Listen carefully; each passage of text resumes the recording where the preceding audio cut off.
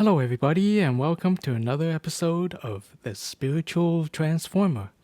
So, in one of my previous videos, I said that I'm not losing hope. I said that I can still see a better world around the corner. And today, I kind of want to talk about the reasoning behind that. So, before I start, I have to say none of what I'm about to say can be proven to any extent. Once you hear what I say, you'll understand. So what I'm about to say is, I guess, it's just personal beliefs and the beliefs of a lot of other people in the spiritual community as well. But hard facts, no, not quite. And if you look around the world today, it's hard to see the hard facts that we've turned a corner and that we are on an upward trajectory to a better world. But I'm going to try my best anyway in this video to explain my reasoning. So, a lot of people in the spiritual community, we feel something. We feel that there's a shift going on. We call it the shift, but a lot of people know it as the ascension. So, what is the shift and the ascension? Well, it means the world is going to a better place, but how exactly? It's basically all down to our consciousness. When we talk about the shift, when we talk about ascending, we're talking about a rising of the human consciousness. And to put it into words, a lot of the spiritual community is focused on the move from third density to fourth density. So, just to break it down a little bit, we right now are in the third density, but collectively, humankind is moving on to the fourth density. So, what is this density? Well, it's a measurement of consciousness, from what I can tell. First density is about rocks and minerals. Believe it or not, rocks and minerals are conscious to an extent, just not the consciousness that we as human beings are familiar with. A totally different kind of consciousness, but yes, rocks and minerals are by themselves, they do have consciousness. So that's first density. The second density is the animal kingdom and plants too. And here, I don't think anybody can deny that plants and animals are conscious. They grow, animals move, right? All the wild kingdom. And at the exact same time, their consciousness clearly is not the same as human consciousness. So that's where the third density comes in. That's where we are. Most of us are in the third density. And that is our consciousness, human consciousness. And the third density can be exemplified by our egos. So plants and animals and rocks, they kind of don't have an ego. Maybe you think your dog and cats do, but not on the same level as yours. So human ego is really something else. Human ego is about locking us into duality. So when we have an ego, we have a personality. We know what we like, what we don't like. We have our own ideas of what is right and what is wrong. Everybody has their own opinions, and that's where the ego comes from. But having that ego and all its attendant properties means that we are swimming in duality. We are swimming in judgments. Right versus wrong, left versus right, war versus peace. Opposites are everywhere in the third density because that's what we are here to experience. That's why there's love and hate, rich and poor, this and that. It's all about separation, right? This and that and this, you and I, us and them, all separate. Separation. That's what the third density is about. And you can see right away that this separation can be a cause for a lot of strife, for a lot of the issues in our world. It's because of duality, because that's what we're here for. We're here to see the contrast between one side and the other. We're here to make a choice. But you know, the best choice is a choice that transcends it all. And I think that's where the fourth density comes in. So fourth density, there's more density than the fourth, but I'm going to stop at the fourth because I haven't even experienced the fourth density yet. So one step at a time. So the fourth density is a raising of our consciousness again. So ego in the third density will still be there, but lessened, lightened, I guess would be a better word. There's going to be more light to our consciousness. And lighter, even as a word, means less dense. You are lighter. You are floaty. In fact, I think maybe that's why in English there are phrases such as walking on cloud number 9 or having a spring in their step. All these kind of phrases means a lightness. And I think that's what the next level of consciousness is. Excuse me. The next level of consciousness is just us getting lighter. Our ego doesn't weigh us down anymore. Our consciousness has advanced so that when we look at duality, left, right, up, down, right, wrong, peace, war, we can see. We don't just see the ends, we kind of see it as a spectrum, as a whole. And I think that makes all the biggest difference. I mean, right now, people are just jumping on one side of another side, and we think one side is right, the other side is wrong, but this is real life. There's often not such a thing as right or wrong. There's just different perspectives. And that's what this higher consciousness probably entails. Just the ability to rise above it all, see things with a new perspective, not exactly the same perspective as the judgments that we have. We let go of the judgments. We go, love and hate, they're actually the same thing, just on different sides of the spectrum. And we can see more clearly. We don't let our ego weigh us down as much. We don't react so much. We more respond, actually. We respond to our situations rather than having knee-jerk reactions to them. So we pull back a little bit from our personalities, from our ego, and that's basically it. You might not think that's enough to change the world, but I think so. Once you start letting go of what's right and what's wrong, once you start looking at, peace and war, and you realize that you choose what you want, then the world does get to a better place. Once we let go of our judgment and judgment of other people, we're more accepting, we're more willing to be kind. I think that's what makes all the difference. So yes, that's what us in the spiritual community believe in. We believe that we are moving our consciousness to the fourth density, which is lighter, not so much ego-based, but more heart-based. Now, there's another way of saying almost the same thing, which is a lot of people talk about going from 3D to 5D. And it's weird because we're using D as in density, but in this case, it means dimensions. Third dimension to fifth dimension. We're not talking about 3D glasses here, right? We're talking about something else.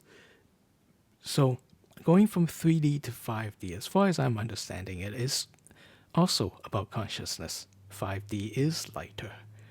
But when we're talking about dimensions, I can't help thinking about time and place because scientifically that's how we've been trained to look at dimensions.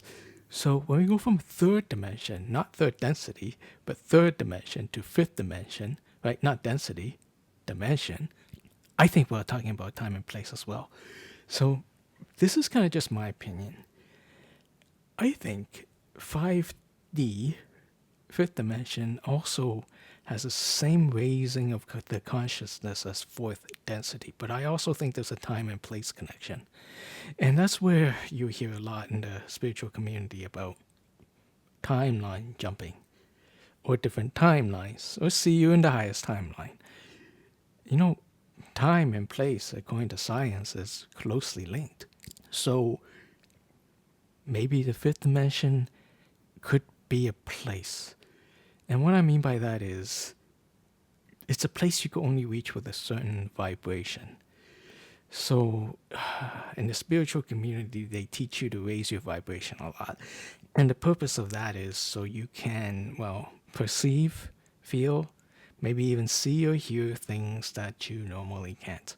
Because from what I understand, if you want to reach places like the fifth dimension, you're going to have a vibrational frequency that matches that. So, my understanding is that the vibrational frequency needed to match that is something on the level of love and joy, right? So you live your life and you fully embody the concept of love and joy. So you are automatically raising your vibration to as high as it can be for us humans, I guess. I don't know. I'm still working on it. But a lot of people talk about the split, which isn't the same as the shift. Split is sort of like, let's just say if you like to play in density, if you like to play in a world of 3D, if you like to play in our world where greed runs rampant and war is everywhere and encroaching, if you like that, if you choose that, if you choose to live in a world like that, you will be on a 3D Earth.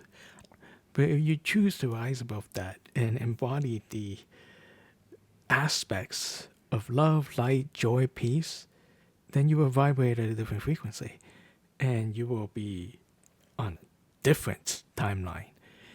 Now, you watch science fiction a lot, I'm sure. And there's always these time travel films and television shows where they choose one thing in the present, they go to the future and they see this. They go back to the present, they choose something else, they go to the future and they see something completely different. That's what I think the fifth dimension might be like. The analogy is if you choose to live in a world as it is right now with greed and war, then your future will be greed and war, you know what I mean?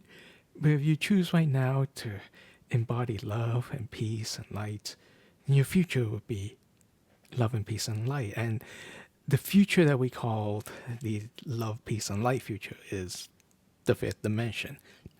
But it can also be a place. If you vibrate at the right frequency, you can start to perceive the 5D Earth. Whereas if you vibrate at a lower frequency, you will perceive the 3D Earth. In a way, it's almost like the same place, but it's not. Because I hear that there is a timeline split. A lot of folks are saying the Earth is splitting in a dimensional way. The Earth isn't going to crack in half. It's just vibrationally speaking, dimensionally speaking, there will be people who will seem to be at a different dimension than you or I, depending on what we choose. So, a lot of folks right now are choosing the 5D. They're choosing love, light, peace, and all that good stuff. That includes myself. So, if enough people choose that, then that is a world we're going to see. And that's what gives me hope.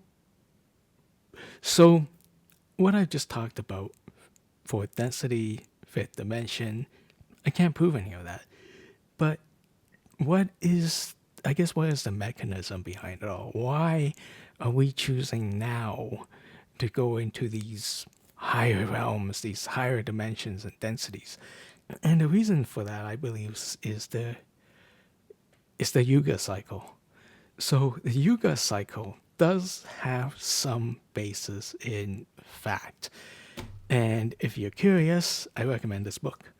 So I read this book. It's called the Yuga Shift. It's by Bibhu Dev Misra. I hope I didn't mispronounce that.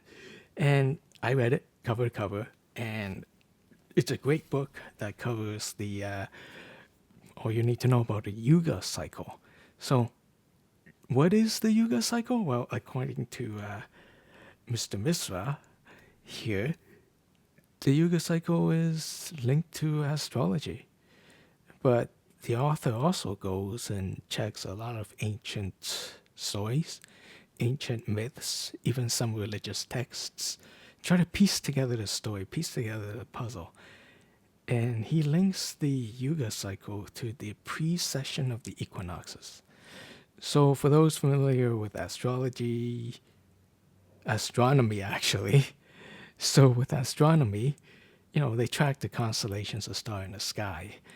And generally, the zodiac, if you were to look at the zodiac in the sky, they will move in one direction. I think it's clockwise, I'm not sure. But there's a small, tiny, imperceptible backward change to the equinoxes, to the zodiac as well. That even though they seem to be moving in one direction, in a sort of really subtle way, they're moving in the opposite direction. You're gonna have to look it up. I can't really explain it that much, and I'm getting off track. But so the author of this book connects the Yuga cycle to the precession of the equinox, and he came up with a number. So the Yuga cycle, goes from the